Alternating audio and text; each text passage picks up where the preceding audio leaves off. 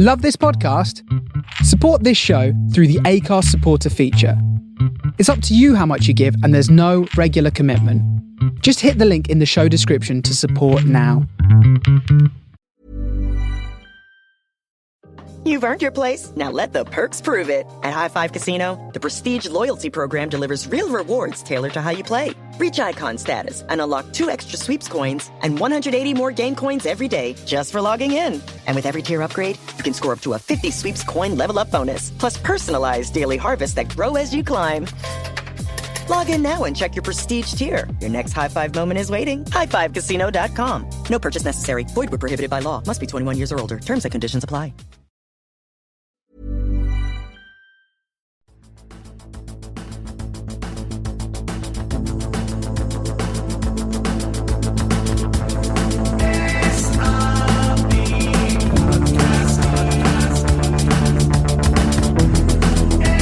Welcome all to There's Only One, Terry Curran, with a bit of a retro twist and guests. Tonight's guests, we're like the Three Musketeers. It's Big Ron, who was educated at Oxford and taught at Cambridge. And by the way, with honours at both. Yeah, with honours at both, absolutely. And my second favourite English manager of my lifetime, the first being the fella that managed Terry Curran and your pal Ron, Brian Howard Clough. Let's start with a bit of, hey, let's get to work. Big man, you first. Right, I'll tell you, Clough, when I was at West Brom, I got on great with him. In fact, he once had a right go at me at Nottingham for turning up at his place and playing 4 forwards. What he forgot to mention, by the way, it was a no-score draw. So that worked. I then go to Man U, and for 6 years, apart from business, wouldn't speak to me. 2 weeks after I leave Man U, I bump into him. I go to do a television game at the City Ground, and he sees me in the corridor. And straight away, he's come over, he's gone, hey, get in my office, me and you, we'll have a drink. And my mate who was with me, who knew the background to it all, said, what's all that about? I said, well, that's Cloughie, Man U, Liverpool, Tottenham, Arsenal. He had a sort of siege mentality against them. Now, my favourite Cloughie story concerning me is I was doing a show years later, which you may have seen, with, it was called, somehow, can't even remember the title now, let's get it right. But what I did, I got somebody in a bit like we're doing now, and I got people like Howard Kendall, Graham Taylor, Bobby Robson, and we just sit there and talk football. Yeah. Just whatever. And the program was called Late Tackle with Ron Atkinson.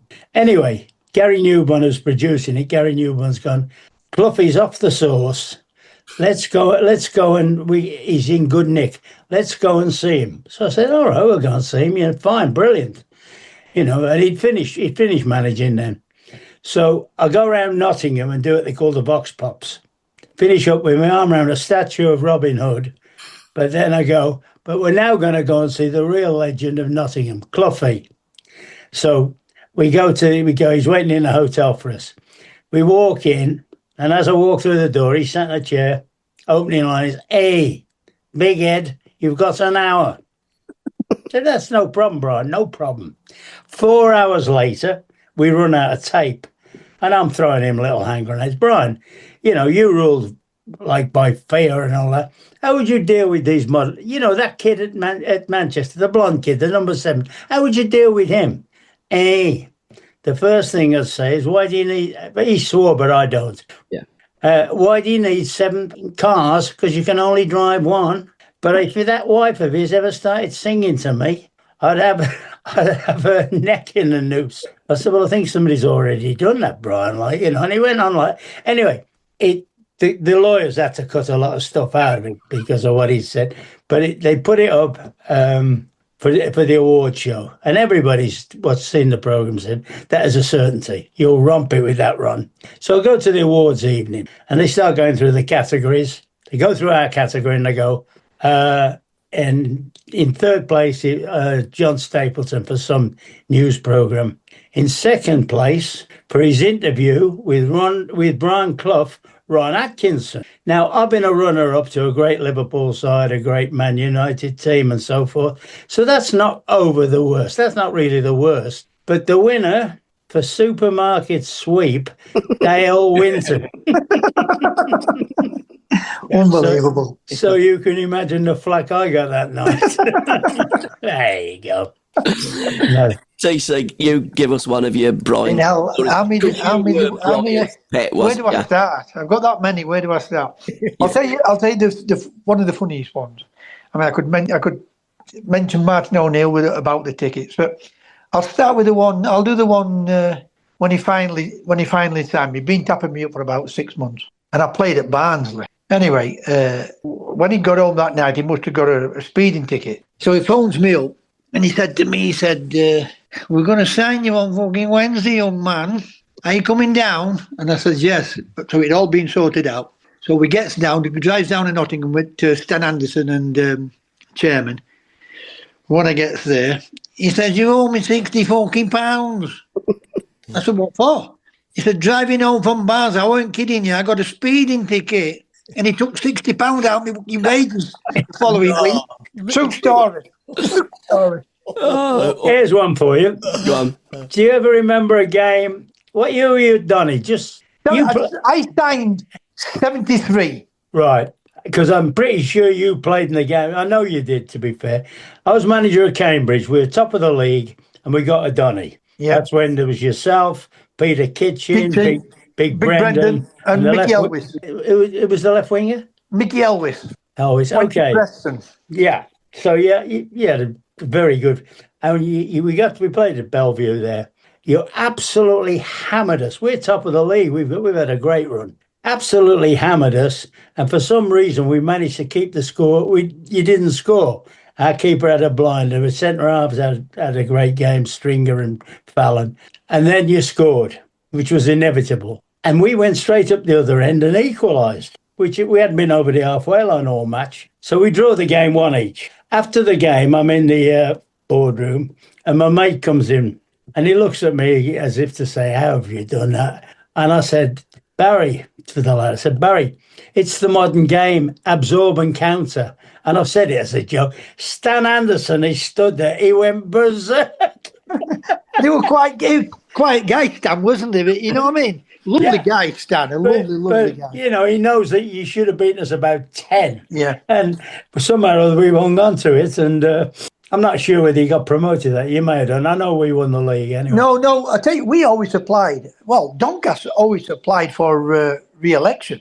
You used to have to apply for re-election nearly every season, Donny. Not with that team, you did. No, it's true, Stan. Can't call you Stan then. Ron, that is true. They always. I signed in '73 when they won when Sunderland. When I signed for Doncaster, Sunderland won the cup. We played, '73. We got a team up here in Village. We played Halifax, which we beat 2-0. I scored both goals.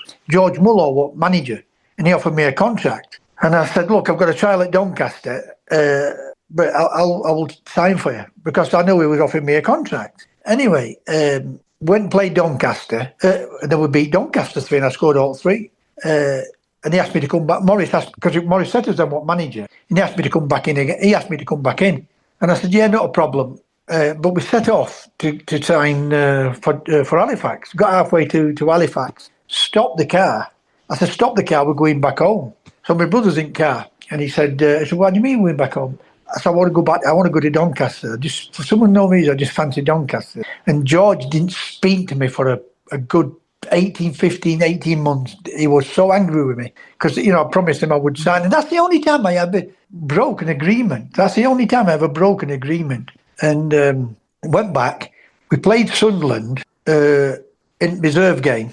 And they were playing, this was on the Wednesday, they were playing Leeds on the Saturday in the final. Yeah.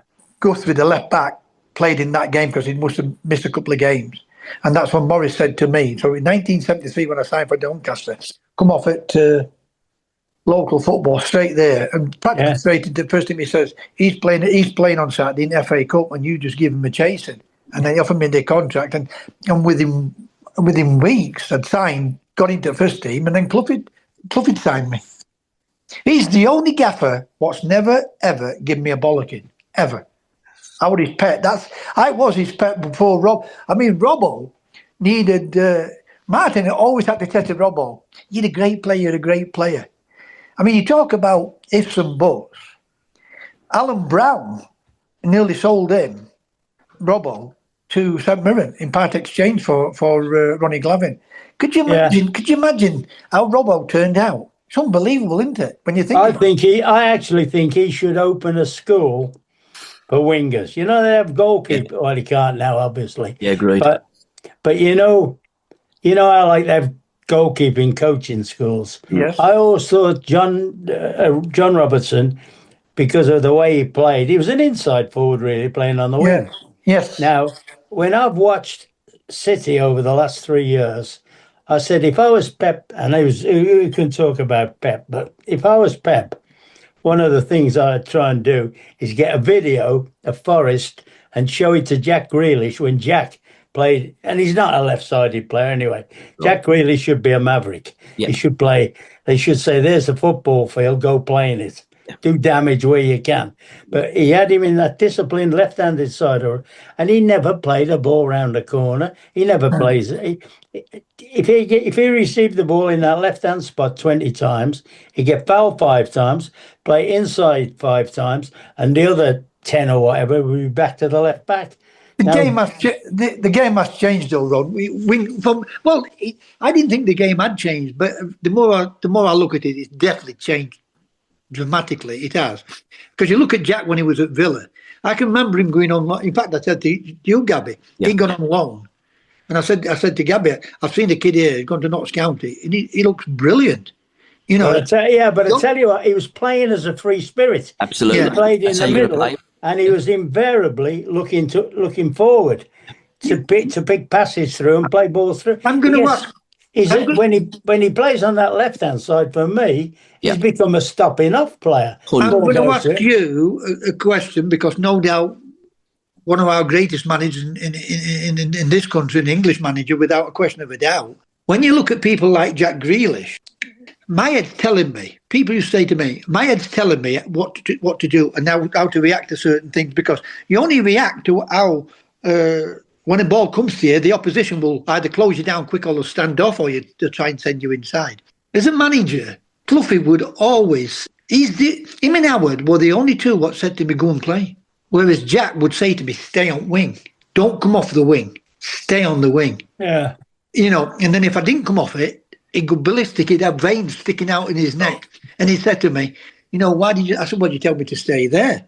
You know, because he wanted me to just do one thing. Whereas Cloughie would say to me, go and play, get the ball and go and take people on. And I would used to do the same. Now the others would want to tie me back down. Now as a top manager, how would you have managed Jack at Manchester City? Not at Villa, but at Manchester City. Well, if he's going to be in the team, he would have to be in as a central midfield player. And I know they've got, and to use an old-fashioned term, if you like, inside forward. Forward, yeah. Yeah. But they've got Bernardo Silva off one side, who's brilliant. And I'd be saying to Jack, I've always said that I tried hard over the years to sign Matthew Letizia from Southampton. Yeah. And I always remember one of my coaches saying, we don't want him on our staff. I said, I'll tell you what, the number of goals he scores and the number he creates, we can afford. You can't afford 10 of them. No, exactly. But you can afford one loose cannon and say, go on, there's a football field, go and affect the game. It. And that's, if you had somebody like that, if you got a straightforward, honest to goodness, competitive passer, tackler, or you play him in an orthodox way. But if you've got somebody, I tell you what's interesting as well. Whenever you were struggling, if you had that type of player, if you're ever losing a game, he's the one you'd want to have the ball. Yeah, exactly. Because that's not sticking up. That's not sticking up for him. You've been at the top for years and years and years, and you look at I look at us. You look at Messi and all these players, we know we're talking about on a different planet. Mm-hmm. But they were allowed to express themselves. Matt weren't. There was always like, he's not fit enough, or he's carrying weight. Gazza was saying when Gazza was, you're always going to have a problem with his weight. I mean, one of our best players we ever produced. But I know he got injured, and I know other things what were off at field with him, But Yeah. But we never. Venables did allow him to go and express himself. Maybe if he'd gone to Man United with Fergie, he may have been a bit different, because he may have handled him like he handled Cantona. We don't know, but for some unknown reason. I mean, I always played as an inside forward. I hated playing on wing, me. Hated it. Hated playing on wing, because I always played as an inside forward and score goals. And in training at Forest, I'd be going round goalkeeper, walking the ball into net, and looking round and taking the piss. And Cloughie pulled me one day. He says, "Young man, I'm going to play you with an inside forward." And I got injured against Burnley. And it never happened for me. After I got the injury, it took me a good 14 months to really get back playing with any conviction. And I was quick. But before I got the injury, I was lightning quick. So I had lost a little bit of pace, but I was still quick. It just triggered me up on one of them about players you'd want to affect in games. I can remember, and he was a good pal of mine. I learned a lot about coaching from John Bond. Bondy was a great coach. And when I was at Cambridge, he'd be at Norwich. And if I had a day off, I used to go and watch him train. So I learned an awful lot of stuff from him. But I remember us playing Norwich, and he came to watch us. No, we weren't playing Norwich. We were playing somebody else, and he came to watch us play. And I remember after the game, we're having a drink in my office, and he said, "I don't know how you tolerate that Peter Barnes and that Cyril Regis. They don't do this, they don't do that, they don't do this, they don't do that." I'm going, "Oh, yeah. Our next game coming up is against Norwich. And my team talk is, Robbo, get hold of him, smash him, you do that, you do that. By the way, you two, this manager says, I don't know how I tolerate you two." So maybe he's got a point, maybe, well. Wind people up. I mean, you're talking about two great players. Well, when you say on your day, if everything was going well for the team, unbelievable. I said to Bondy that night before, I said, "Well, all you do, John, is next time you play us, don't mark them." And big Cyril particularly ripped him apart. And then he went, and Cyril was one of the best blokes you've ever met. So after he went up to Bondy, he said, "Yeah, don't know how he tolerates us then, man." And we beat him about 3 or 4, yeah. But, Gabby, you're going about with Cloughie, and without a question of a doubt. I mean, I look at players and they all say to me, we could never. I could understand what he was doing. He just get the ball down and play. It's a simple game, isn't it? If Ron was the best free kick taker in the club, it's "Oi, young man, get on the fucking ball, get off it, Curran, and let Atkinson take it." And that's what he would do. Just go and play football. And I mean, John McGovern really didn't like Cloughie, but Cloughie took him all over the place with him.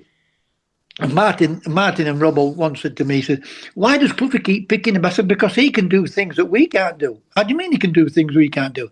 Cloughie would say to John McGovern, and he would always captain the team, he would say to him, "You can't play fucking football, young man.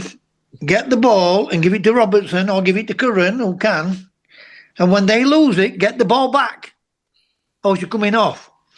And he just made things simple. Yeah. Everything was simple. If you're the best at that, then you would be on the ball. You know what? I can remember a top player went there, and he was Asa from Man City. Asa Hartford, unbelievable player. Yeah. And Asa, because Asa was left-sided, as soon as Asa received it, invariably he'd be looking forward. And he's always trying to play the centre forward in. And I know for a fact Cloughie got him out the door after about 3 games because he didn't get it and give it Robbo. Yeah. Yeah. But that's how he played. Yeah. That is how the gaffer would play. He said to Frank Clark. Frank Clark, I remember playing up at Newcastle with Donny in a League Cup. Frank scored his only goal for Newcastle. Can you imagine what it was like up there when Frank had scored? went ballistic. You thought they'd won the FA Cup or League Cup, whatever it was. I can't remember which one it was. The League Cup, that was. Yeah. And he, when he signed Frank, he used to say to Frank, "I haven't brought you here to play fucking football. Get the ball and give it to Robertson who can." And that's all he would say to him. Hey, I've got another one, another Cloughie one. It's just, things have just come back now. I'm at West Brom. And like I say, we had a good side at West Brom. It's the Very good side. And it was always us. And we always had great matches with Forest. In fact, we broke when they had 42 games unbeaten, and we beat them in the sixth round of the Cup, which ended their run. But this is another time. We played at the City Ground, first of all, and it was the visitors' dugout then might as well have been in the Trent. It was that far. It was nearly behind the bottom goal, and it was a dump. So we played them. They beat us 2-1. Remy Moses scored for us. They get Trevor Francis. I was trying to think of his name, Remy Moses, today. Yeah. So anyway, they beat us 2-1. So a bit later on, it comes towards Christmas time. They're playing at the Hawthorns, coming back here. Now, our grandstand, where the dressing room side is, had been half built. They were building a new grandstand. Yes. And they'd only built half to the halfway line, and they put they built my sort of dugout situation there, and they put a temporary one there, right on the halfway line. So I've gone in on them, and it's hammering it down with rain. It's bucketing down with rain. And I've gone in before the game on the Saturday morning. I've said to the grounds, "Come here, kid, see that? Go and stick it in that corner, right in the corner." And it's hammering down with rain, and all there are on that side of the pitch are JCBs, tractors and everything, and there's mud tracks and all that. Anyway, they come out, Cloughie and Taylor, and they get an absolute... And we beat them 2-1. Robbo backheeled one in the net, scored the winner. So I'm waiting there nice and dry, got booted and suited, like in there, trudging up through. I said, "Well done, lads. All right down there, isn't it?" Like, you know, because we're in the first game at their place, when I started to say, and that's totally out of order, that dugout down there, Peter Taylor started, Peter used to chew his lip as if he was chewing gum. "Yeah, it's there for a purpose, Ron." So when they've come up in this game at our place, they're going, "It's all right in that corner, and it doing behave itself." But and that's the reason. You remember when I went to Forest as manager, and I got in the wrong dugout? Yeah, I can remember. Yeah, but you know what that was about? Because I've just flown back from Barbados that night. I hadn't a clue where I was. I'm walking up, giving it all that. Like, I've walked up there.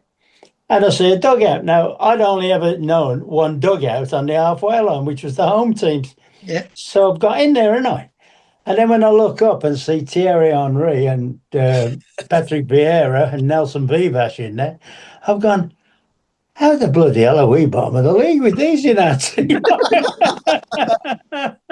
Well, the dugout at Forest is right up near the Trent end. Well, that's what it was.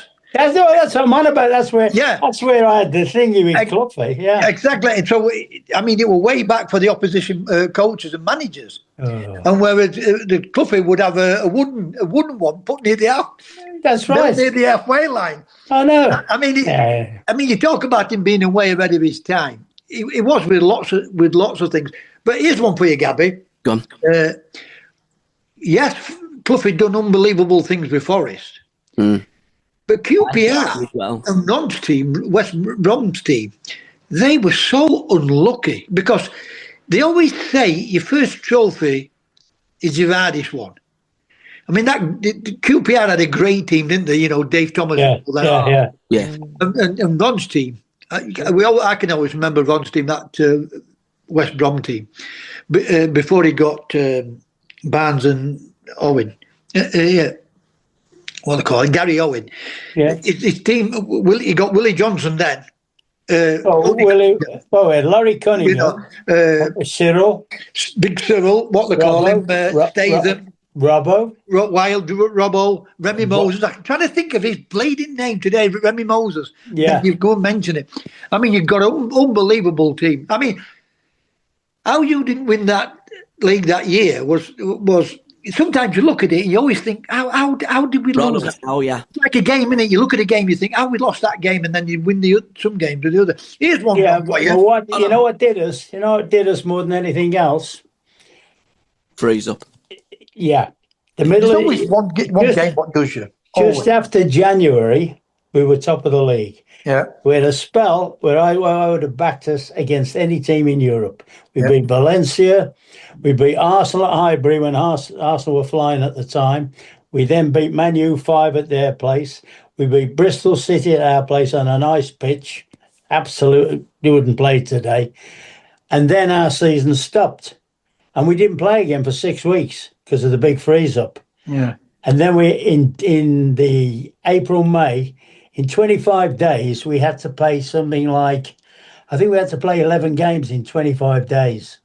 And we just ran out of steam because in those days, you didn't have a 25-man squad. Yeah, exactly. When you think about that, it's incredible, isn't it? Yeah. Here's one for you, Ron.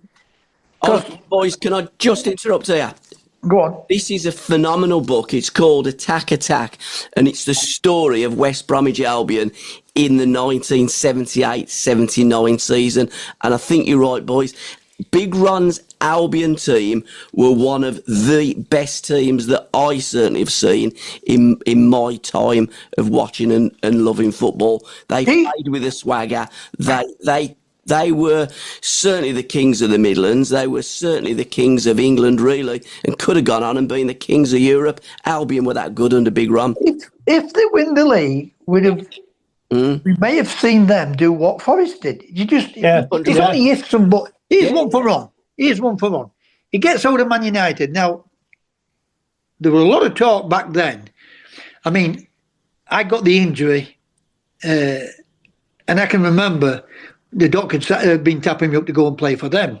Yeah. And Cloughie, I can still see him now with his fucking green top, his tracksuit, his rugby shirt on, white collar up, his squash racket. And I'd gone in to ask for a transfer, but I'm going round to this tale because I want to ask Ron something here now. Yeah. And he got his squash shoes on. And when I knock on the door, come on in. I goes in. Sit down, young man. What can I do for you today? I said, I want to leave.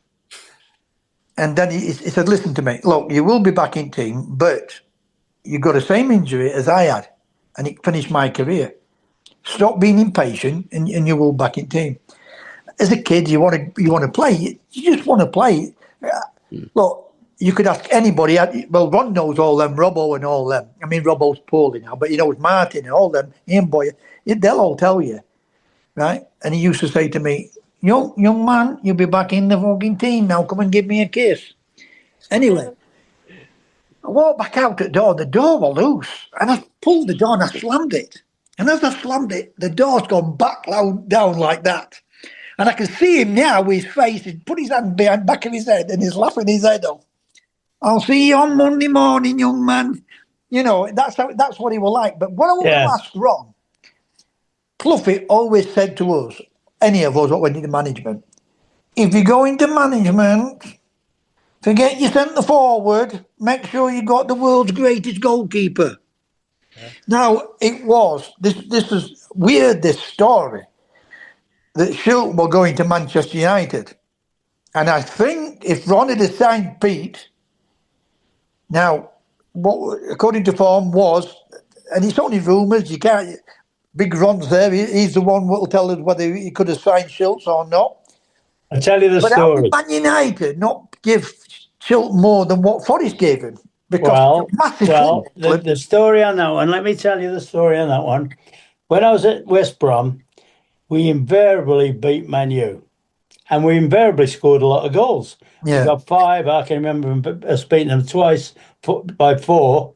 And you absolutely hammered them at Old Trafford. So I tended to think that, in fact, the day we beat them 5 at Old Trafford, the best player was Gary Bailey. Yeah. It would have been 10, but for him. Anyway, so when I first took over, United were right down the nick. They just won the last 8 games of the season and had only finished 8th Now, I always said if we ever won the last 8 games of any season, we'd win the Win league. the league, yeah. Anyway, so I went into Forest, and I thought we gotta get some proper players. I'd always earmarked Robbo, and I went into Forest for Peter Shilton and Trevor Francis. They were the two. I thought they'll be straight away in. And then we sort of had arranged to meet Cloughie and all that. Anyway, the upshot of it all is I'm working for a week or two with Gary Bailey, and all of a sudden I'm thinking, you're a lot better than I thought you were. And and so I thought, hang on, do we need another goalkeeper? And Bailey was only about 21, 22 at the time, and I'm thinking, you have surprised me. He was a good keeper, Bailey. He never got the credit he deserved. Anyway, so I've sort of tended to go off the Shilton thing. I pursued the Francis thing until for certain reasons it became impossible to deal with over Francis. So that's out the window. But that is the Bailey story. And also, by the way, because this happened once in, it was the same night as Maradona punched the one in. Yes. In Mexico. Well, I was in the hotel that night with the England team. We're having a few drinks. And Schultz comes up to me and starts talking about this, and I've gone, well, and I sort of said, well, we have had the best defensive record, goals against, in the last 3 seasons. Everybody thinks of us an attacking side, but our defensive record is the best in the country for the last 3 years. So maybe we'd have been better off with him, Gary Lineker, who I was trying to sign at the time. I definitely went in for Shilton until I worked with Bailey, and then I thought, oh, you're better than I thought he was. And and our defensive record for a so-called attacking side was for 3 seasons on the bounce was the best in the country. When you look at that, I mean, what Ron's saying there, sometimes you see certain players think, what a player he is, and then he comes to the club and then he doesn't look that same player. He doesn't seem the same player. It may be a star at West Brom. He goes to Man United, and for some unknown reason, maybe it's a big club, maybe too big for him to handle, because some players cannot handle it. Yeah. Now I'll go back. And you think, he is a player that he can play. Well, I'll now go back to like the Forest thing. Yeah. One of the best players I've ever had, brilliant, was John Sheridan. John Sheridan was brilliant. Yeah. And for the life of me, I can't understand why Cloughie got rid of him. Yeah. He looked an ideal player. Could control it, he got great invention. Yeah. And enough of a scallywag for Cloughie to like, because he was a bit of a scallywag, John, but he went a villain, he was a scallywag, good lad. And I always found that a bit of a mystery, but people do that. I tried to sign John at Sheffield Wednesday, and John said, I don't want to come because I want to prove myself here. So I rang Cloughie. I said, the lad doesn't want to come. He said, hey, call me back in half an hour. And Shez was brilliant. Shez was one of the best players I've ever worked with. Great player. Honestly. There's things and what makes me laugh now is, I see we talk about the modern game and whatever. They have these set play coaches. Now, all I ever see is a lot of pushing and shoving in the penalty box. Yeah. I don't. Shez, if I was a club now and wanted a set play coach, I'd say, Shez, come and do 20 minutes on a Friday morning. Or Glenn Hoddle, somebody like that, who could pull a trick, who disguise things. Yeah. We played Chelsea in the semi-final, and he pulled this little free kick 3 times. The 4th time, right on the stroke of half-time, little Dennis Wives on the end of the wall, he said, hey, you'll not get away with that. Again. And Shez went, and he turned it round the corner, down the side of the wall. Nigel Worthington crossed it. We scored 1-0 semi-final. And Shez went up to Dennis White. He says, how do you like that, you crisp packet? But Shez he got that much invention. And I don't. That is something I miss a lot when I hit like little crossover throw-ins and little things, little Yeah. moves around the box. Like I don't. That's what the top teams and the top players need in the team. I mean, that Man United team. Do you know Everton, the second bottom at league when I went to Everton on loan? Yeah. Right. None of y'all will understand with me with football. I loved football, but it didn't make any difference whether I played at Doncaster or Manchester United. It didn't run. It really did not. No. And people say you got to play at the highest level.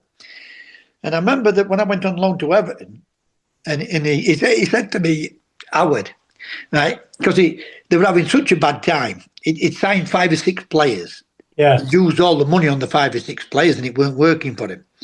And when I went on loan, I went to his house, and the garage door is covered in little hangmans. As though he were getting hanged.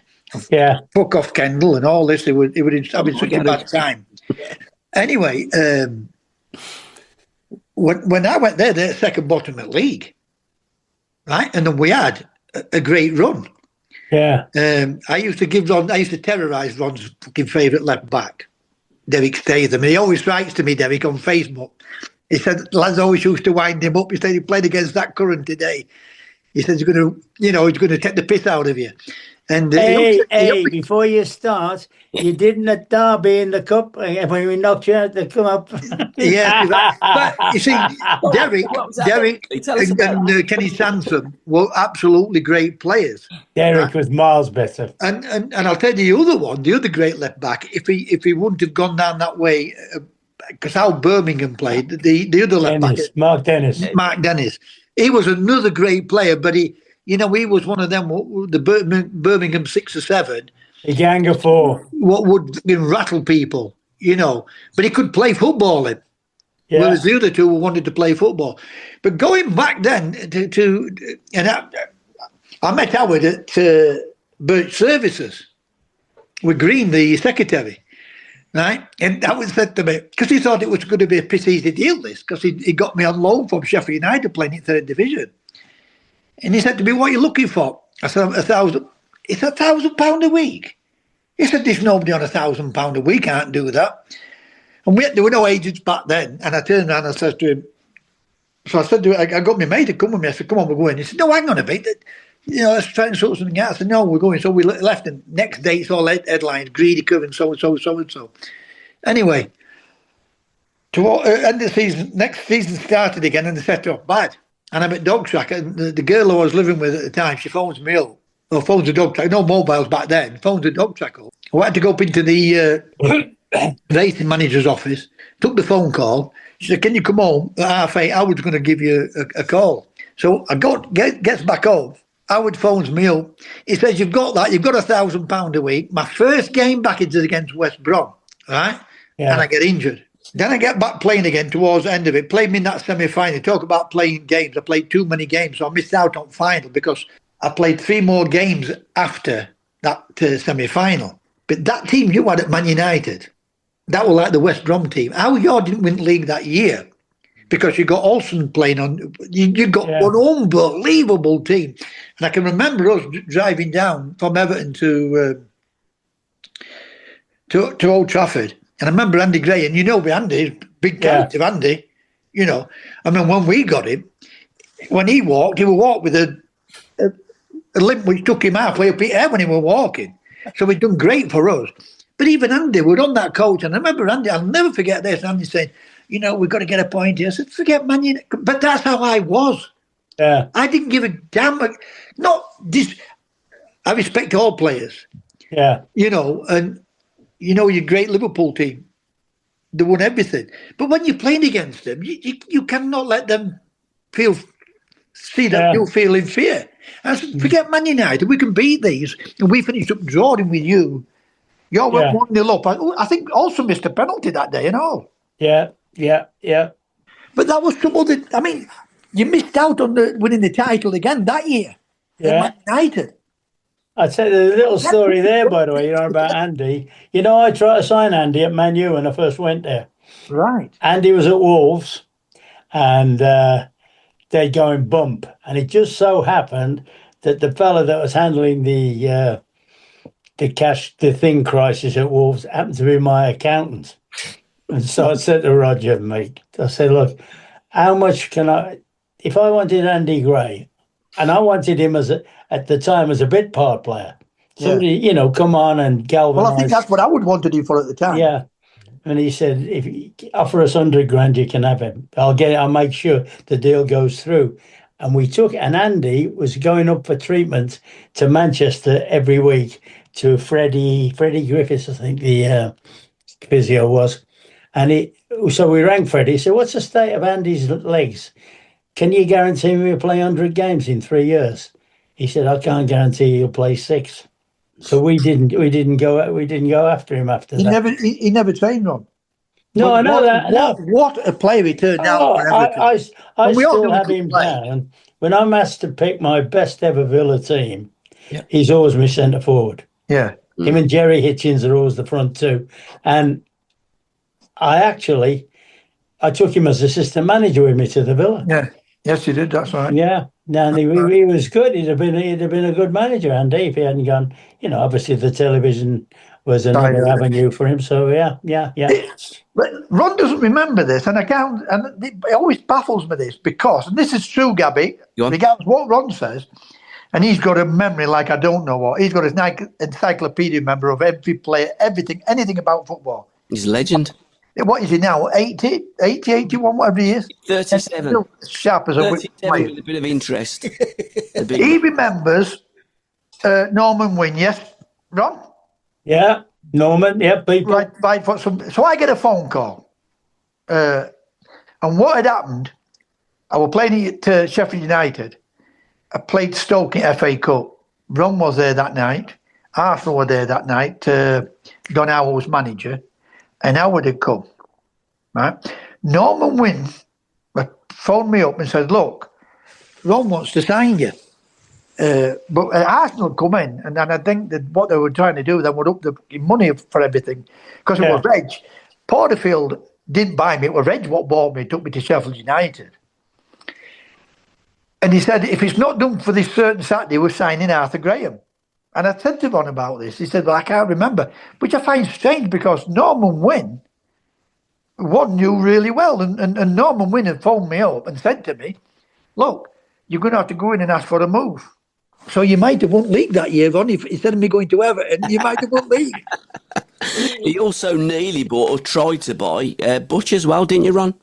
Well, that if I've got any regrets, and I have not too many, very few regrets, if any. But the two deals, which would have Man United would have, I'm sure, I had Gary Lineker lined up, agreed for 600 grand from Leicester. So he was going to come. And Terry Butcher for 750 grand from Ipswich.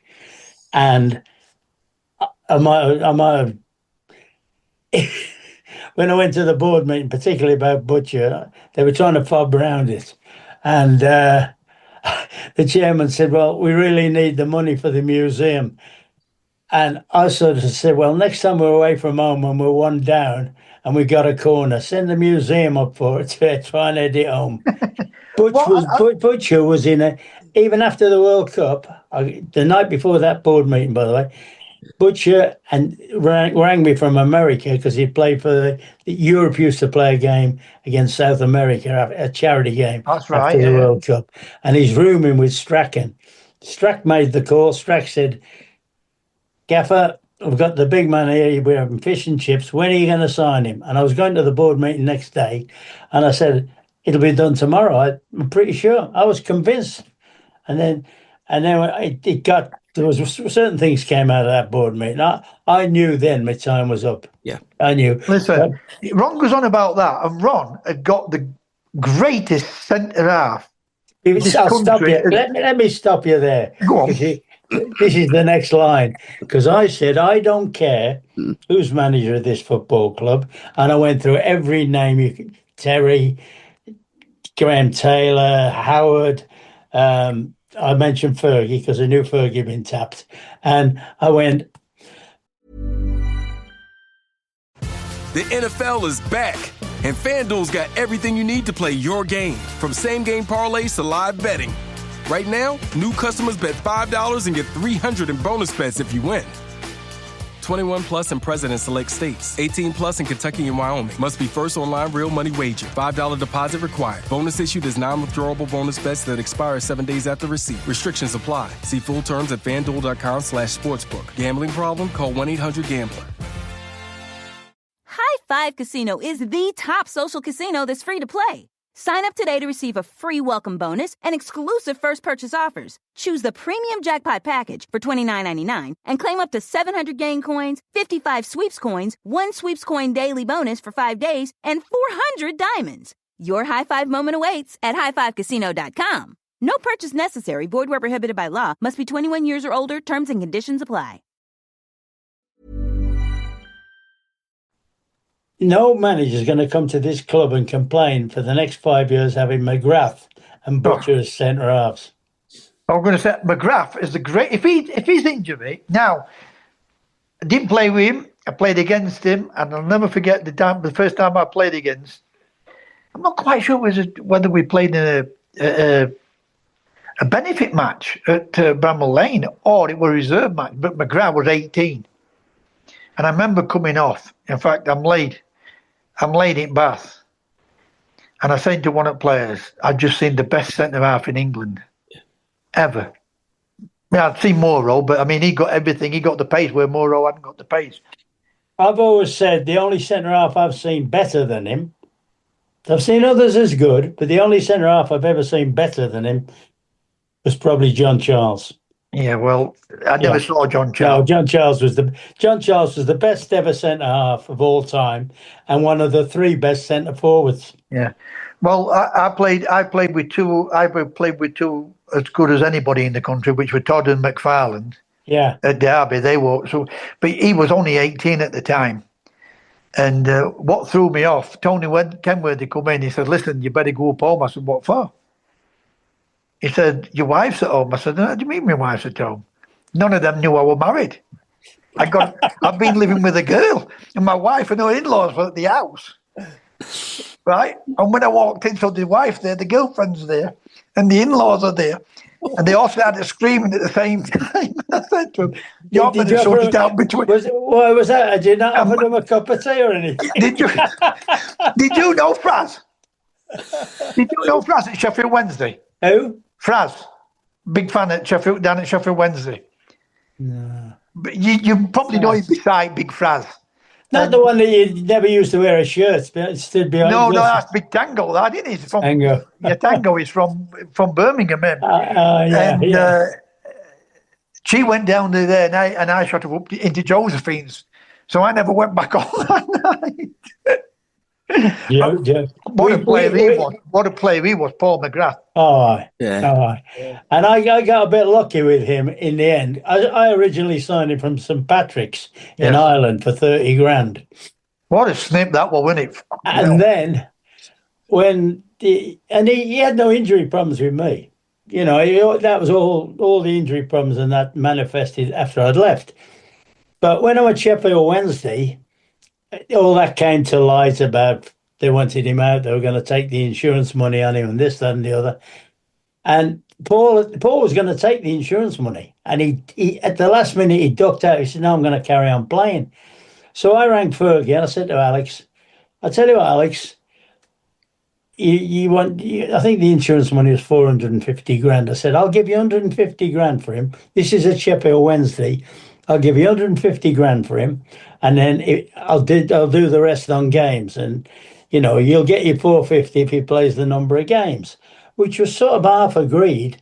Within half an hour, I get a phone call from Graham Taylor at the Villa, who rings me up. He said, "Ron, I've just been let down." He was going to sign Yates from Notts County. He said, "But he's injured. Tell me about McGrath." Now, in those days, if it was somebody you knew very well, you know, you wouldn't tell lies to, you know. So I said, "Well, I've got to tell him." I told him our situation, like what I'd just been involved in. He went straight back in and offered 450 for him, and they did the deal. So I'm a bit, and then I signed Peter Shirtley from Charlton for, similar sort of money. But I benefited in the end because when I went to the Villa, I had Paul McGrath for 3 years. Yes. And if you talk to any Villa fan who's supported the club for the last 30 years and say, who is your best ever player? They all go, McGrath. When you think, when you look at yourself, you should never regret anything. But when I was thinking about that, the West Brom team was so close to winning Old First Division. Man United was so close to win. And Aston Villa, that was the time. Aston Villa, you were just missed out again there, didn't you, Villa? Yeah. Unbelievable. And you talk about luck. Again, I would go back to Robbo. Robbo could have gone. They could have swapped him to, was it Partick Thistle? It was Partick Thistle. And Robbo, we may never have heard of him again. Fergie could have got sacked at Man United. 3 years Fergie struggled, regardless of what Fergie says or any of us think. They all say that Mark Robbins scored the goal at Forest. The FA Cup thing, whatever it was. Yeah. But that's. And then look how it turns out for him with his record. Oh, unbelievable, isn't it, how everything turns. By the way, I didn't know this till the other day. Somebody, when I walk the dogs, I got a great lad to walk around. He's a good nerd. Nerd. He's always got a question. He said to me the other morning, and I hadn't realised this. He said, "What have you and Pep Guardiola got in common?" I went, "Oh, there we go." I said, go on, he's got it. He said, "You're the only two managers to have beaten Fergie in two major cup finals."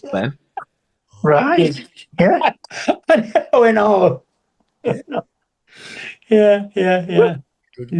It's true that, Gabby, with the West Brom team, Man United, and Villa, so close to winning a title. Going back to Paul McGrath, though, Villa fans, you're right, but they call him God. They don't call him Paul McGrath, they call him God. He's that revered at Villa Park. But also, Ron, Mr. Rush, tell us that story about with Paul.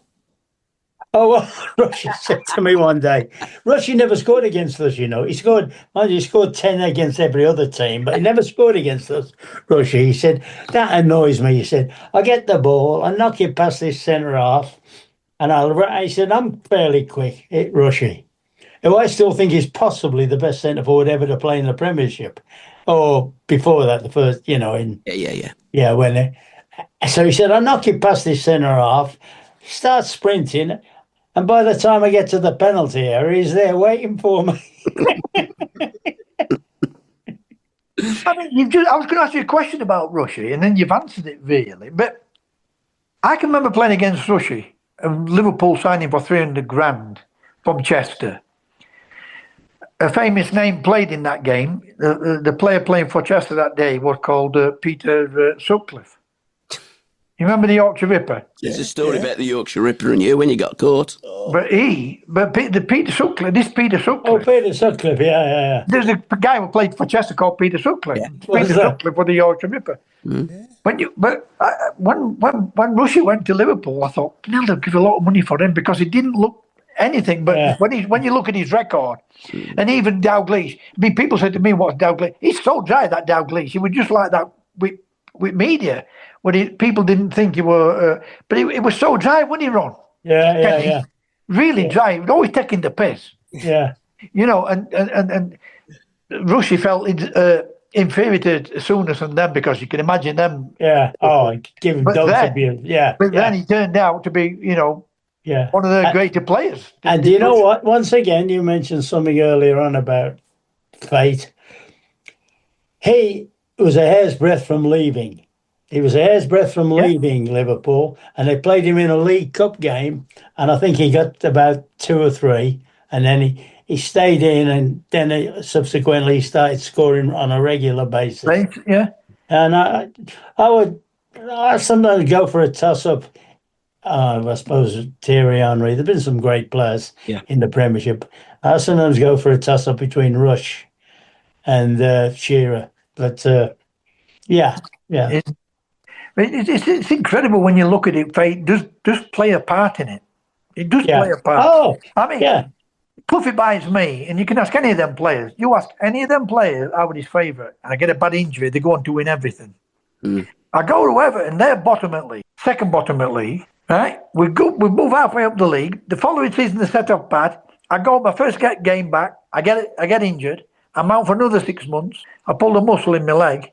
It rushes me back to play against Southampton. We beat them 1-0. And then he plays me again. If we'd have been playing today, it'd have changed the team around and everything. But I didn't play 3 games, and pulled me hamstring. Yeah. And then I miss out in the final. It's so weird how it works sometimes. Sometimes that fate is not with that person when you look at it. Absolutely. You look at some people and you think, it could have gone against Fergie. And He was under pressure at the time. Yeah. And That's look how football. it turned out for him. It's incredible, isn't it, how it works sometimes. Question here for Ron. What was you doing, Ron? 12th of September 1970. 12th of September. 22,346 fans were watching you. Marking Trevor Francis. Bang on, well done, big man. Right. Marking Trevor Francis on his home debut. Yeah. Really? And on his full debut. Yeah, it was home, yeah. And he only had one kick. Keep telling him, was an equaliser, like. You were lucky. You didn't play in that game when he scored the 4 goals then. That was the week after. Oh, he did get 4 kicks. But I'll tell you a funny story, Gabby, of that match. Yeah. At the end, because I've never ever lost the game at St Andrews. Never. And I used to have some laughs with it because a lot of my mates are blue noses, like kids I play golf with and all that. And I said, I've had more bonuses here than you lot used to get, like, and all that. Anyway, so we're playing at St Andrews, and the railway end, isn't it? That end there, Yeah, the railway end. Yeah. So they've got a corner. Blues have got a corner. And there's this little lad, what's his name? Centre forward play for Blues. Trying to think of his name. I think they got him from Brentford. I think little lad anyway. So they're all jostling, and there's obviously no VAR or anything. All of a sudden, he's trying to jostle our keeper, Big Mickey Kearns. All of a sudden, he's on the floor with the little kid. I know what's happened. Kearns has whacked him, hasn't he? So all of a sudden, big Roger Hind comes pounding down the pitch, and I'm going, oh, no. So I've stepped in between, and I'm going, Roger. And he comes right up to me, and I'm going, Roger. He's gone, Ron, I have to come. The crowd expect it. And he turned and ran off. Big Roger, yeah. His teeth out. Probably. I mean, he was a hard player, wasn't he, Roger? Nephew of Bill Shankly. He's a beast. Yeah, Roger Hind. Yeah. Garth. They used to call him Garth. Well, he was manager at Motherwell, later on. Yeah. We were going up to play, it's just West Brom. We were going up to play there used to be a pre-season tournament at Ibrox, the Tenant Caledonian, which was 2 games, nice little weekend home. But on the way, Roger's got a testimonial for somebody. He said, would you some relation? I think it's John Walker's cousin or something, this player was. And he says to me, Ron, he rings me up, Ron, you're coming up to Ibrox. Would you fancy dropping off at Motherwell, say Thursday, and playing us in a testimonial? I said, all right, we'll do that, Roger. So we're on the way up. We stop. The boys are all getting ready for the game, like this is West Brom. And all of a sudden, Roger comes in. Have you got your runners? I went, what's he talking about? We got our runners. He said, for the race, I was talking about the race beforehand because Roger was right into that fitness thing, sleeping on bed and nails and all that. And they were one of them tours of Sweden where you play 2 games a day and win both 25-0, And he'd actually said, we're going to take the ascendancy away from Rangers and Celtic. It's our time, Anyway, so he gets this race organised before the game, and I'm going, Willie Johnson, who I just brought back from the World Cup thing. Willie, Scottish, go on. My ankle gap, I said, just run 25 yards. It was Laurie Cunningham, Laurie, and Big Cyril. Okay. He put in Willie Pettigrew. I remember him, yeah. Willie Pettigrew, yeah. Willie Pettigrew. Peter Marianello. Ooh, yeah. And I've got, so they set off the length of the pitch. It's about 15,000 already in the stadium. By the time they get to the halfway line, Willie's packed in. Laurie's just jogging nicely. Cyril's on the halfway line, so far ahead, he stops and turns round and has a look. And then they start, Willie Pettigrew and Marinella had a running action, like where his shoulder used to pump like that, and they're trying to get up to Cyril. And it was like he's gone into the telephone kiosk and he's done 3 spins, turns, woof, and he's off like Flynn. I'm not kidding you. They don't get within 15 yards of him, the big man, because then he was rapid and powerful. So anyway, Big Cyril. yeah. Yeah. Oh, so then we play the game, and he's nominating them all for Roger, that they're going to be the next big thing in Scotland. We beat them 8-0. So after the game, Roger, full mark strip, he's come in, he's gone, he said, that Regis, our lads they got back in the dressing room before the match. He said, that did us. We couldn't believe what he was like. I said, yeah, but why didn't you mark Ali Browne and Tony Browne? Because one scored 4, the other scored 3. Why didn't you sign him for Man United, Ron? Cyril. Big Cyril. There is a story there, no? Let's have it, Ron. I'll tell you the story. Originally, there was all hell let loose when I signed Remy and... Yeah. And sort of, I'm looking at Cyril, and I thought, if I go anywhere near, there'll be a lynch mob out.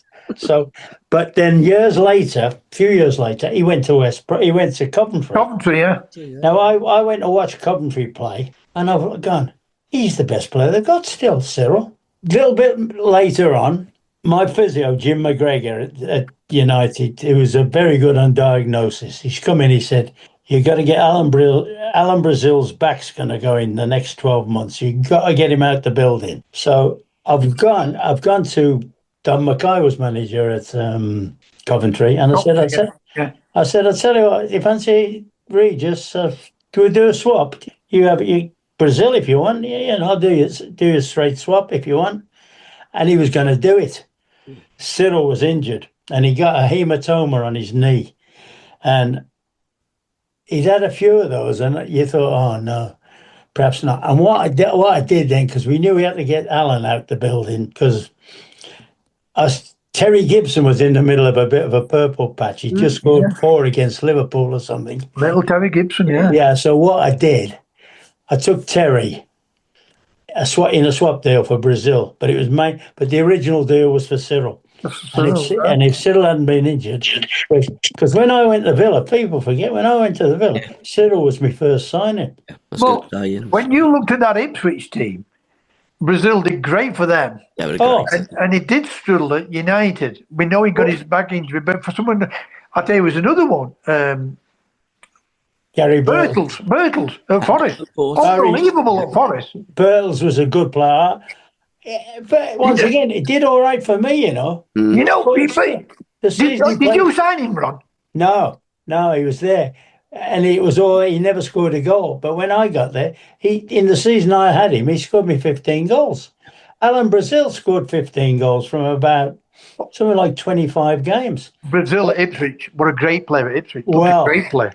Yeah, but the reason why, because I got Arnold Muren and I knew about the link up with them two. Them two, yeah. Tyson and Muren. Yeah, but what went against him a lot was I probably shouldn't have done it. I should have made him sub for the first game. I left Big Norman out the side, and Norman was like Norman Whiteside was a massive hero for the fans. Yeah. Local big Irish kid. And I probably should have put Norman on the bench to start with. So put Alan on the bench straight away. So straight away, because Norman's out the side, there's a little bit of an anti-feel against Brazil. But he did score a few goals for us. And where he was a bit unlucky as well, the week before the cup final, I'll tell you how it was the same day as the Bradford Fire. We played at QPR, beat QPR 3-1, and he scored 2 in that game, and would probably have felt that he was going to be on the cup final thing. And because you only had one sub then, I had to pick a defender because I knew we might have a problem defensively. injury-wise. And so, I knew if we had a problem up front, I could always stick, say, Norman, who'd since become a midfield player then, I could always put Norman up front, or conversely, bring Jasper Olsen off the wing and play him alongside. Playing through there, Yeah. So he probably felt a bit out of it, because the week before he scored 2 goals against QPR, as I say, and the reason why I couldn't, if in this day and age, with 5 subs, it wouldn't have been a problem. You're in, whatever. Here's one for you then. Who's the best young kid at United? What you would have thought would have going to come through the team? Because I mean, they always had great young kids coming through. They've always had that. What probably didn't go on to achieve what you'd have thought. Watching them, it's like is it not Moses? What's the young kid they were all talking about? Went to QPR, West Ham. Is it Moses? What's his name? No, you're on about the Go on. The lad who went to the European Cup final with a gun in his pocket. What do they call him? Come on, Gabby. Someone him at West Ham. He went to West Ham. Morrison. Ravel Morrison. Yeah. Spoke about him, and all the players have said to him, seen this kid, and someone said, "Who was the one at United when you were there then?" Well, a young lad. What probably? Well, I tell you what, as a young lad, and I recommended him because elsewhere, and he would never have broke through at United. It was David Platt. David Platt. I had Platt in. He left there, went to Crewe, or got released and went to Crewe, didn't he? Then Arsenal bought him. I got it. No, well, he went abroad first. I got it. He went to Italy. Sampdoria. Yeah, no, he went to Barry, wasn't it? Barry, yeah. But he would never have broken through, because we had Hughes and Whiteside up front, ahead of him in the same age bracket. But we also had another kid who, I think in my last game I played him, Nicky Woods, who we all thought was going to be. In fact, Alan Muren said he reminds me a lot of Trevor Francis, him, and he finished when he was about 18 with injury, Nicky Woods. But he was the one. And so Platty, I used to use David Platt in training sessions because he was a hard worker. He was a centre forward, actually. Was he? And I used to get him working the back four, go and press him, then press him. And in all fairness, he didn't look a natural goal scorer. And I rang a few clubs. I rang Joe Royal at Oldham. Joe said, "No, but I'll take Nicky Woods." I said, "You won't." And I went through quite a few like that. And then in the end, because we used to have quite a good relationship with Crewe. They used to come and, if we wanted a trial game at all, I used to ring Dario and said, "Can you bring your team up and play us?" And we're trying out people like that. And so we get there, and even Dario was saying, he said, I thought he was, because he moved him into like an attacking midfield player. Dario didn't even have a sell-on clause when he sent him to the Villa, when he sold him to the Villa. Yes. Wow. Incredible, isn't it? Yeah. But the main reason why he couldn't progress, he wouldn't have progressed at United. And the main reason being because he had Mark Hughes, and Norman Whiteside ahead of him, and this other kid, Nicky Woods. Unless there's injuries, there's no chance when you've got established players with the young lads, isn't it? Yeah, well, that's it. I mean, Norman was only 17. Sparky was about the same, 17, 18. So, but both of them were powerhouses in this. They got the strength to be able to cope with man's football. Yeah, I mean, Norman, in all fairness, Norman was never a kid till he was 25. Yeah. When he finished. Norman was a man at 16. Incredible, isn't it? Yeah. I mean, his injuries were shocking, really, when you think. I mean, what did he finish at, 25, 26? 25. At 25, we lost Gary Bailey. Within, what's his name? Stevie Coppell finished when he was 27. Stevie, yeah. Playing for England. Yeah. We lost Gary Bailey, who got injured playing for England. Remy Moses had got picked for England before Peter Reid, and Remy got injured and finished it. He was 25 years of age. But you had him at United, didn't you, Rob? Remy Moses.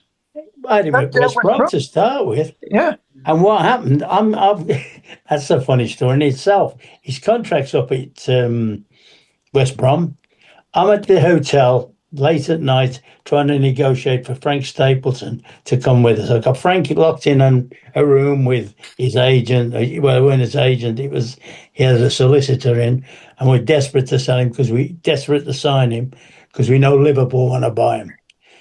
And in fact, I got Mickey Browne, my number 2, to stay outside the room all night so he couldn't come out the room and shoot off to Anfield. And there's a knock on the door. I open the door, it's little Remy Moses. Gaffer, I've come, I want to sign for you. I've gone, get in my office, not my office, there, get the keys, get in that room, I'll see you in a bit. And it gets to about 2:00 in the morning, and we call it a draw there. We think we've got the Stapleton deal agreed, pretty sure we have. And then I go back to my room, and I'm absolutely cream crackered, like I said, a little man, go on, yeah, I'll sign you. Go on up it, like, didn't even ask his terms. He said, okay, I know you look after me, and cleared off. Then came back, and he was a terrific little player. Yeah. Little Remy was like, and he wouldn't. Hard for going on, wasn't he? Oh, he could look. I tell you who loved him, Souness. Souness loved him. He said, that little so-and-so, he said, I got the utmost respect for him because Remy on the field was a tiger. He'd be screaming at everybody and shouting and all. Off the pitch, you never heard we went on an American tour. I don't remember him speaking to anybody off the field. But on the field, he was like a tiger. You might not like what I'm going to say to you this about Souness. If he wouldn't have been as dirty as he was, and he was some fucking player, him, wasn't he? Oh, it's a great player. Great player. But he would go over top to pitch. And I don't mean that in a nasty way. Oh, it's aggressive. If he would have got that, he can still have that aggression. But he went over the top. I mean, you know what? He was one of the best midfield players in the world. But instead of being talked about being a dirty bugger, well, he could have gone up there with Falcao and all them. Him for me. He would have done. He got all that. He got everything. He could mix in anybody's company. He is an all-time great. Yeah. Without a question of a doubt. We had a great record against Liverpool. In my time, I think we played them about 13 times and lost 3 times. But we had a spell where our midfield was Remy. Hey folks, it's Mark Marin from WTF. Today I want to talk to you about Boost Mobile, offering reliable nationwide coverage backed by a 30-day money-back guarantee. Love your service or get your money back, no questions asked. Boost Mobile offers the coverage, network speed, and service you're used to, but at more affordable prices. Why pay more if you don't have to? You can get an unlimited plan for $25 a month that will never increase in price, ever. No price hikes, no multi-line requirements, no stress. Visit your nearest Boost Mobile store or find them online at boostmobile.com. After 30 gigabytes, customers may experience slower speeds. Customers will pay $25 per month as long as they remain active on the Boost Unlimited plan. High Five Casino is the top social casino that's free to play. Sign up today to receive a free welcome bonus and exclusive first purchase offers. Choose the Lucky Deal package for $9.99 and claim up to 550 game coins, 33 sweeps coins, 1 sweep coin daily bonus for 4 days, and 350 diamonds. Your high five moment awaits at highfivecasino.com. No purchase necessary. Void where prohibited by law. Must be 21 years or older. Terms and conditions apply. Robbo, Norman, and Arnold Muren. That was our 4. Quality. And I used to say before we go to Anfield, or they come to our place, and I used to say, no, sorry, Remy. Norman was playing up front then. It was Remy, Robbo, Ray Wilkins, Robbo, and Muren. Yeah. And I used to say, Ray, Arnold, I don't want you coming in at half-time moaning that Souness has kicked you. Because I'm telling you now, he's going to kick you. Yeah. So don't come in telling me he's kicked you. I know he's going to kick you. But see, them two, they'll kick him. Don't worry about that. He'll have his work cut out looking after them two. And In fact, the number of games, I mean, I think I've seen where Suey has actually said it. He said, when we played United, Robbo and myself might as well have gone off because we just cancelled each other out. Well, I'm going to thank you, Ron, for winning the League Cup for my team, because that's the team who I supported. Wednesday. See, my name isn't Terry. I've got a brother called Terry. Have you? Right? Yeah. And my name's Edward Curran. So Cluffy would call me Edward. Ted really, you know. Yeah. I've got a brother who... My name was a doctor. You've got a light in your Are you front there? room. Are you there? No, well, I'll light on? put light on. I'll put the light on. Hang on. There you go. There you go. Put the light on. And I've got a brother called Terry, and he's built like Mike Tyson, but he could handle himself. And I remember four policemen coming to the house, and he put all four out. And I just broke into the team at Doncaster.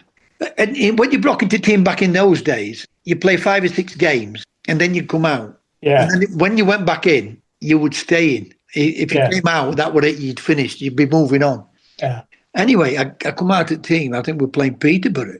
I went in the following day because, we didn't play. I went in, and Art Evans come flying past me. And Morris, it's the same size as Morris, but it's a little bit stockier than Morris. And he picked Morris up by his throat. And we've never spoke from that day to this day. We've never spoke. Haven't you? And Morris said to me, he got Morris by his throat, and he said to Morris, if he's not fucking playing on Saturday, I'll kill you. And Morris says either he goes or you go. And we've never spoke from that day when I was 18. Are you and your brother, or are you and Mum? No, but I love Morris. Morris knew I was a Sheffield Wednesday fan, so he knew, he knew he could get me to go to Sheffield Wednesday. Yeah. And then I see the kid what took Dortmund, his dad had gone into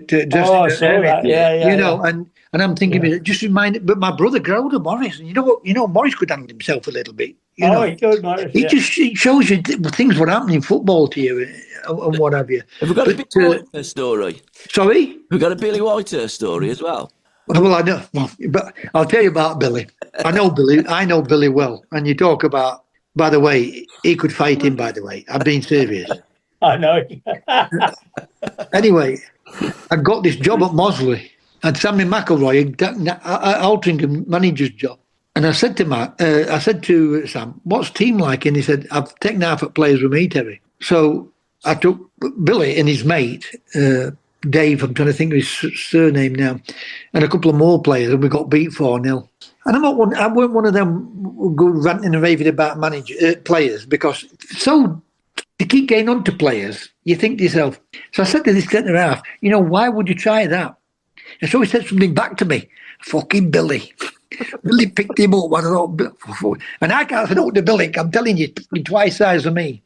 And I'm thinking he's going to fucking kill him. So after the game, I went to chairman. I said to the chairman, we got beat 4-0. I went to the chairman. I said, I've finished it. He said, why? I said, no, just leave it. But Billy, great lad. Absolutely great lad. He's one of them. If anybody said out to me, Brendan O'Callaghan was saying, if anybody was saying, if I'd have played at Man United with them, and Robbo would have said out to me, them two, I'd have fucking killed him. That's how they looked after me. They're unbelievable. But Big Billy's a strong lad. You'll have come up against Billy Ron, wouldn't you? In your team. I actually played with Billy in some sort of charity. I got on well with him. Yeah. But I'll tell you the story I was told about him was, and I'll tell you who tells it, Dean Saunders. Yeah. When Dean was at Oxford, Billy was at Oxford, and apparently Maurice Evans, the manager, who was a nice, quiet, lovely man, Maurice, he'd taken over from Jim Smith when Jim moved. And one day, he's going to leave Billy out. He's left it.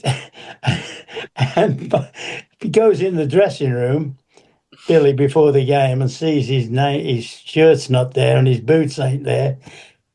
The number 9 shirt, sorry, because they didn't have the names then too much. And he's gone. The kids are going to put the shirt. He said, do not touch that. Do not touch that. And Morris walks in, and Morris is a lovely man, Morris was. And he's gone. Maurice Evans is, and he's gone, what's he doing with my shirt? And Maurice Evans apparently has gone, well, I don't care, he's playing, and slams the door and runs off. Unbelievable character, Gabby, Billy. Unbelievable. Hey, and then he left, and Big Mick Hartford, who was a good player, Mick. Yeah. He comes in. But he could handle himself in, couldn't he? Well, that's it. That's it. I'm going to say, yeah. When you think about that, Mick Harford, Yeah. I'll tell you what, he once hit me, that Noel Blake. Yeah. He was a beast. I'm watching Bally win World Cup 11 years of age. This is true, this one. And I go into Southampton, I sign for Southampton. I've got this leather jacket on and these light blue jeans. First person I bump into is Bally, and he said to me, "Where's your motorbike?" I said, "It's outside." Right? And we went all over the place. I think that's why Big Laurie. Yeah. Didn't like. He did like me, but we put day one in for some unknown reason. It just didn't click with us. Yeah. And but I were always with Balling, and I'm going to say he helped Laurie pick team. Yeah. He did. He helped Laurie pick the team, and he always had those senior players with him, quality players. What he took with him, and he did great at Southampton. Did Laurie? Yeah. He did great with him at Southampton. Yeah. Bally, we played up at Huddersfield. I played for Huddersfield, and he came up with Portsmouth. Yeah. Like That Noel Blake hit me. He's the hardest that's hit me. The other one what hit me that hard was the kid at Barnes and Mick McCarthy. And then Bally come in and he's laughing his head off. And I said to him, "You fucking twat." He's laughing his head off, and then he fetched him in. And he was a man mountain, that Blakely. We were a man mountain. Yeah. But Bally got him to kick me. And I couldn't believe it. Unbelievable he was. Blake, yeah. He was part of the gang of four. Yes. It was like, yeah. how balmy were they, Ron? Though that Blues. Well, here's one They for were, you. weren't they? You know, when I went back to West Brom, which the club had been called, you couldn't believe it was the same club. Yeah. And it was only 5 years later. I was the best player there when I went back. When you look at that team you had there, West Brom. This is 5 years later. Not one of them there then. This was I tell you, it was there. Robert Hopkins was there. Yeah. It was one of the gang of four. He was a perfect pro with me. Perfect pro. And I pulled him after about 3 weeks. I said, "Hoppy, come here. Mark me card. When's it going to happen?" he said, "How do you mean?" I said, "It's going to go off sooner or later. And just tell me when it's going to happen so I'm prepared, Oh, I said, I've done all that, Gaffer. Done all that. All that team you had at West Brom. Yeah, but in all fairness, this other team, when I went back, when I left, we were our biggest rivals were sort of Arsenal, Liverpool, and that. Yeah. When I went back, we had to win 2 games against Shrewsbury to stay up in the second division. It's the club. I don't know what it That's another thing where you've done well. When you've gone to teams, what's been struggling, and then you've joined them. Yeah, I've always kept them up. You did. I know you went down with my team. It was a bit lucky in a sense but you came back up. You won the League Cup and everything. If you don't go to, I don't. We went down with Wednesday. Yeah, we went down with 43 points. Which is the record any club's ever got. You get in Europe. Yeah. You get in Europe for that. Yeah. That's more than Man United got last year and Tottenham. Yeah, incredible, isn't it? Yeah. What do you make to Wednesday as a club, Rob? Brilliant. Fans I got all the time in the world from fans, and it was a great time. There was. The players were terrific. The players were great lads. They weren't angels. There's quite a few scallywags there, But I love that. I don't mind a few of them. Ball in Southampton, reading them to Evan. Lots of players would say to me, "What is it with Sheffield Wednesday and you?" Sheffield Wednesday, brilliant club. They never wanted to win things. They've sold the best players all the time. Whereas Everton, who's a big club, would want to win things. You know what? We got relegated, and we couldn't believe it. Before the game, we were sixth from bottom. And anyway, we've gone down. So we've had to, it's a supporters club at dinner that night, or do. And all, the players are going, I said, hey, we're all there and we're all going. No problem. Because next day, I was taking them off to Marbella, which had been organised for weeks early because we thought we were well safe anyway.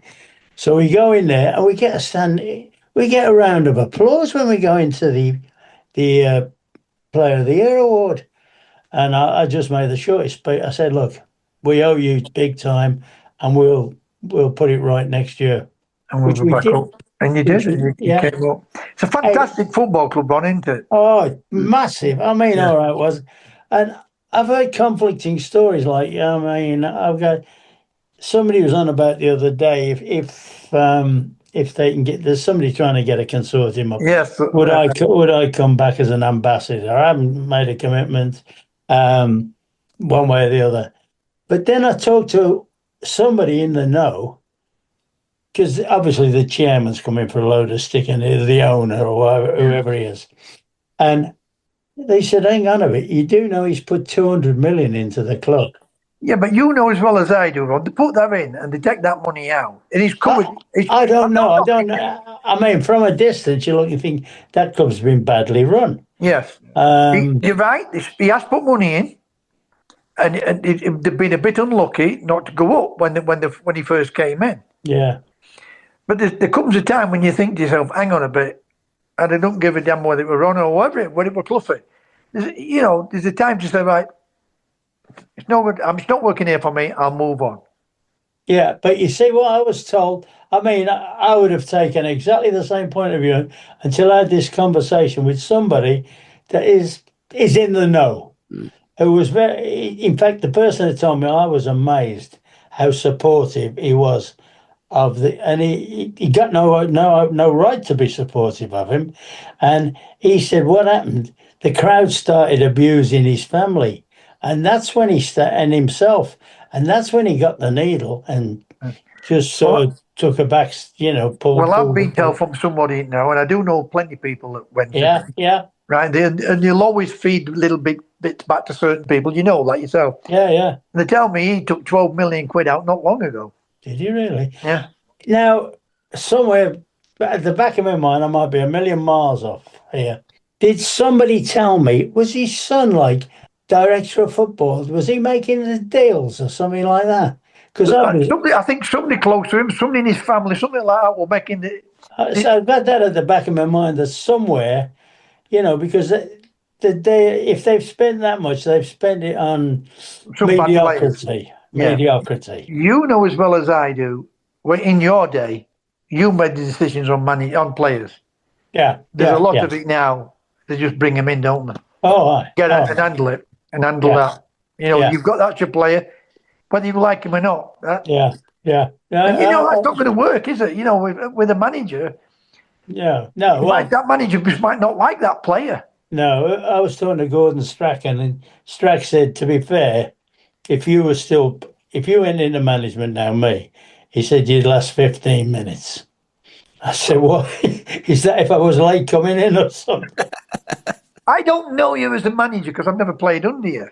But coming across you and your teams what you've been at, would Cloughie handle it today? I don't know, he wouldn't. But I think you would because you go with the times, how the times has changed. People said to me, I would try and play the way how Cloughie wanted to play football, but I wouldn't try and copy him as a manager because every generation's a different generation. You can't talk to certain people how you could do it back in You know what? I've also said that about several ex-Forest players. They've gone into management and they've all tried.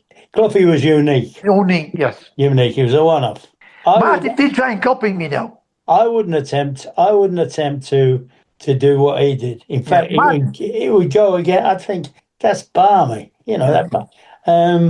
Apparently he went back and sort of thing. We went back. The players had all come back in, and he was late. He was having a meeting one Christmas when it was snowing, and he was late. All the players are gathering, and he's late. And apparently, Robertson was wandering around, muttering, and this, that, and the other.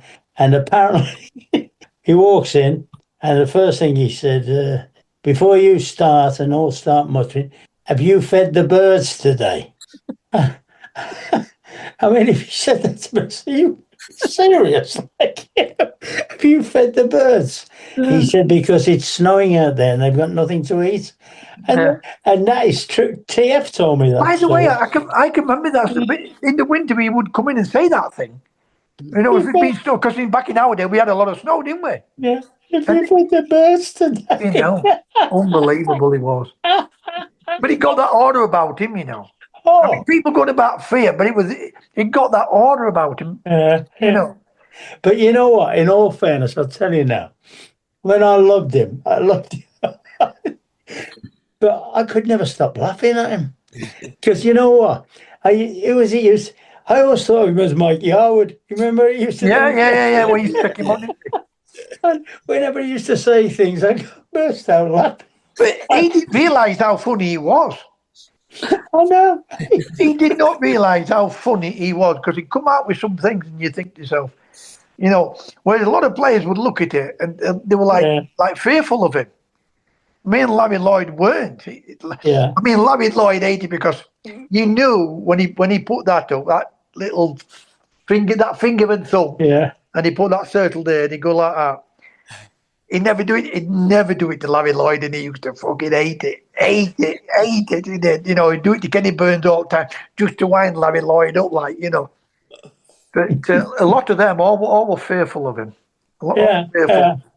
I think a lot of that was as well the fact that I think when he was at Derby and he just finished at Hartlepool and he moved to Derby, I think he was very much, I think, from what I can gather, very much a tracksuit manager that went out and did this, that, and the other. Yeah. Then as he progressed, the Leeds thing and Brighton, when he moved on, I think the aura went with him. You know, this thing. Now, well, he was never off on television, was he? Then? I always felt that, say they'd gone to Man United or Liverpool, that wouldn't have worked there. I don't think it would have worked. I think he might have adapted and done something different. Yeah. But, you know, all right, first of all, Forest were a committee, weren't they? Didn't have a board of directors. Right, So he was obviously the most important bloke there. And but Alan Ball said to me, because he always asked me, what was he like, so-and-so. I said, you would have loved him. And he would have loved Ball. I say that. He got rid of Shez, he got rid of Aether, who you had at West Brom. Yeah. I mean, I tell you who looked a good player at West Brom. I don't know if you sold him to Bolton. Len Cantello. Oh, no, Len walked. Len was a smashing player. Yeah, he was a great player. He's another one. Well, what he'd done, he was one of the first to free him a contract. Was he? And what he did, Len, for some reason, it was the biggest surprise of all, he went to Bolton. Yeah. Because we thought he was going to Man City. That was his team, and we all thought he was going there. Going there. And even on the day, what he did, and I had a right go at it, he had a test, not because I liked Len, I got on great with Len. On the day of his testimonial, he announced that he was going to be leaving the club. Ooh. On the day of his and I said, you barmy, why didn't you leave it a day or two? You've done your time. You don't owe anybody anything. And the crowd dropped. I think he lost quite a few on the crowd that day. At West Brom, he looked hell of a player. I'm not saying when he went to Bolton, he wasn't as good at. But going back to Bally would say to me, what would he like, Cluffy? I couldn't have played for him. Because I always spoke about it. People always ask when you play for him, what's he like, and so and so and so and so. I said, you'd have liked him. But then I say to myself, other players he's had there and let go. It's incredible. Yeah. You know, he wasn't one of them what held a grudge with players. Now, I weren't there when Shez were there. I weren't there when Megson were there. I weren't there when Asa were there. But I never saw him hold a grudge. You know, Martin was a clever guy, very educated guy. Yeah. Cluffy was bright, but Martin was brighter still. Yeah. You know, he tried and do him with fucking words, you know, but Cluffy would always out fucking beat him. I mean, he always goes on about that time, about he wanted to play midfield. And he said to him, and it's true because I was there that day, but Martin always denies it. When he said to him, he said, I don't want to play on wing. right? And he said to him, well, you have 2 options. You can play number fucking 7 or you can play number fucking 12. That's the true story. Martin always denies that. Brilliant. Absolutely brilliant. Boys, we're going to have to wrap it up now. It's been an absolute blast. It's been a pleasure. Ron, will you come on with us again? There's so much stuff. Not when Emmerdale's on, though. And my jacket potatoes knackered as well. Boys, it's been absolute fantastic. It has been like the Three Musketeers, and we must reconvene, the 3 of us, and get the 4th Musketeer. Who would your D'Artagnan be? Me. Hudson, Curry, Mackenzie. Are they all in your team, are they? Yeah, they're all on the subs bench to bring in with the boys. Any of them, Hudson, Curry, all of Mackenzie, all great players. Hey, Gabby, I've just looked at that. I'm not sure I'd be the best player still out of that lot. You'd be the biggest character, though, Ron. Yeah. I'll tell you, the best player I played with, Ron, and I played with some absolutely unbelievable players. That includes Bally Robbo, Sheeds up at Everton, Trevor Stevens at Everton, Charlie, Colin Todd and all of them at Derby, Charlie George. Unbelievable player, him. Absolutely. We only played 67 minutes for England now. Yeah. I'll never know. Who was it I saw this week? He'd have been a Man United player on him. Oh, not much. Yeah. The best player that Ron ever had in his dressing room, and you won't beat this tea, not a prayer, was Puskas. Puskas? Oh, yeah. You remember Coventry Ron? Yeah, that's right, yeah. Puskas, Di Stefano, all them, eh? Oh, he came in before the game, yeah. Puskas, yeah. You ain't going to beat that, T. Game, set, and match. Puskas, aye. Hey, he might have seen Pelly at Sheffield Wednesday. Pelly played at Sheffield Wednesday. No, I didn't see him. No, I didn't, but he did play at, at... Hudson played against Pelly. Played against him in Jamaica. Hudson played him. And you know who the ball boy was that day? Chelsea versus Santos. John Barnes. Barnes. Yeah, his dad was in the army, wasn't he? Yeah, Barnes was the ball boy. Colonel Barnes. Yeah. Colonel Barnes. We were on tour in Jamaica. His old man didn't have sort out some great stuff for us. Really? I got my wife with me. He got us a private helicopter from Kingston straight to Montego Bay, and brilliant, good lad. Great, brilliant. Picked us up in the hotel and dropped us in the next hotel. That'll do. Really enjoyed it. It's been fantastic with the legend himself, Big Ron, coming on. Yep. Yeah. Again, I'd like to thank him for what he did for my team, and let's hope my team's back. I hope so. Get him back to winning ways. But these young lads are doing all right there at the moment in time. So we'll wait and see. Anyway, Ron, I'll see you on next do when you're up in Sheffield again. In the immortal words of Francis Albert, that's life. Goodbye, fellas. See you later. Bye, gang. See you, Gab. See you, Chris. Bye-bye. See you later. Hello, boys. Bye-bye. Arrivederci, hasta luego, hasta la próxima. How does this go off? I haven't a clue.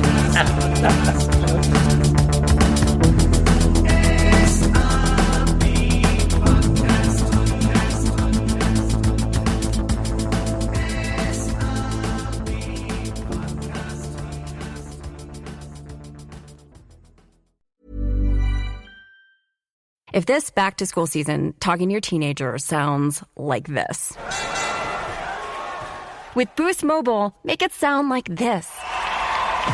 Come to your Boost store, get a line, and take home a tablet for only $99.99. Perfect for staying connected and studying anywhere. They're happy, and you save. Visit your nearest Boost store. Requires ID verification. New $20 per month tablet plan and $35 device setup fee. Taxes extra. El rugido de los aficionados, el ritmo de las porras, la intensidad en la cancha. Esto es más que solo un partido de fútbol. Con DraftKings Sportsbook, esta es tu oportunidad de convertir cada jugada en una gran ganancia. Descarga la app de DraftKings Sportsbook y usa el código HEART. Ese es el código HEART para que los nuevos usuarios reciban $200 en bonus bets al instante cuando apuestes solo $5. En asociación con DraftKings, la corona es tuya. ¿Problemas con el juego? Llama al 1-800-GAMBLER. En Nueva York, llama al 877-8-HOPE-NY o envía un mensaje de texto con la palabra HOPE-NY al 467-369. En Connecticut, hay ayuda disponible para problemas con el juego. Llama al 888-789-7777 o visita ccpg.org. Juega responsablemente. En nombre de Boot Hill Casino and Resort, Kansas. Debe ser mayor de 21 años. La elegibilidad varía según la jurisdicción. No válido en Ontario. Pueden aplicarse cargos en Illinois. Las apuestas de bonos son de un solo uso. La apuesta no se incluye en las ganancias y caducan después de ser otorgadas. La oferta finaliza el 29 de septiembre 2025 a las 11:59 p.m. hora del este. Los términos en DraftKings.com/sportsbook/promos. High Five Casino is the top social casino that's free to play. Sign up today to receive a free welcome bonus and exclusive first purchase offers. Choose the premium jackpot package for $29.99 and claim up to 700 game coins, 55 sweeps coins, 1 sweeps coin daily bonus for 5 days, and 400 diamonds. Your high five moment awaits at highfivecasino.com. No purchase necessary. Void where prohibited by law. Must be 21 years or older. Terms and conditions apply.